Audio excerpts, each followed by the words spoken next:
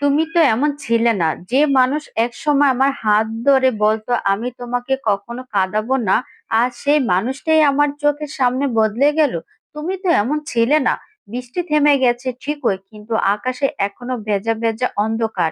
সেই অন্ধকারের মধ্যে বসার ঘরে সোফায় চুপচাপ বসে আছে রূপা। তার গাল ভেজা, চোখ দুটো লাল, টেবিলে রাখা আছে একটা কাগজ, আরিবের অফিস থেকে পাঠানো হোটেলের বিলের কপি। কাগজে একটা নাম যা রূপাকে ভেতরটা থেকে ছিঁড়ে দিয়েছে। ঠিক তখনই দরজা খুলে ভেতরে ঢুকলো আরিফ। এক সময় সেই হাসি খুশি যত্নশীল মায়াবী স্বামী আজ যেন অপরিচিত। রূপা খুব আস্তে বলল, তুমি তো এমন ছিলে না আরিফ। আরিফ চমকে উঠল। কি হয়েছে রূপা? রূপা আর কথা চেপে রাখতে পারলো না। তার বুকের ভেতরে জমে থাকা অভিমান, কষ্ট, হতাশা সব একসাথে ফেটে বেরিয়ে এলো। যে মানুষ রাত 12টায় আমাকে ফোন করে বলতো তুমি খাইছো, সে মানুষ এখন 3 দিনও জানতে চায় না আমি বেঁচে আছি না মরে গেছি। যে মানুষ বিয়ের পর প্রথম রাতে আমাকে কাঁধে মাথায় রেখে বলেছিল আমাকে ছেড়ে যেও না, যে মানুষ আজ আমাকে একা থাকতে শেখাচ্ছে। তুমি তো এমন ছিলে না আরিফ। তুমি এমন কিভাবে হলে? আরিফ নিঃশব্দ। তার চোখে এক ধরনের লজ্জা, এক ধরনের ভয়। সে চেয়ার টেনে রূপার সামনে বসলো। রূপা, আমি ভুল করেছি। আমি একটু পথ হারিয়ে ফেলেছিলাম। রূপা কাগজটা সামনে ধরলো। পথ হারায় মানুষ, কিন্তু ভালোবাসা কেন হারালো?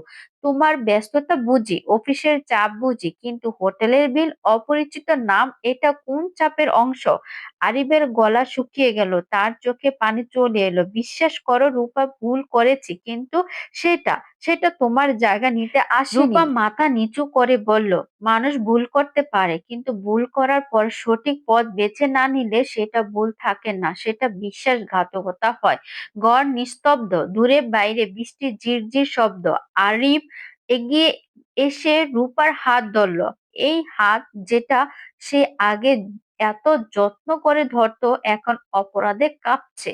তুমি আমাকে আরেকবার সুযোগ দাও রূপা, প্লিজ। আমি বদলে যাব। আমি আগে সেই মানুষ হইতে চাই যে মানুষ তোমাকে ছাড়া কিছুই ছিল না। রূপা ধীরে ধীরে তার হাত নিল। একটা কথা বলবো আরিফ, বলো। আমি কখনোই তোমার মানুষটাকে হারাইনি, তুমি হারিয়েছো। এখন প্রশ্ন হলো, তুমি কি সত্যি তোমার সেই মানুষটাকে খুঁজে ফিরতে চাও? আরিফ চোখ বন্ধ করে মাথা নেড়ে বলল, হ্যাঁ রূপা, এটাই আমার শেষ কথা। রূপা চোখ ভিজে উঠল।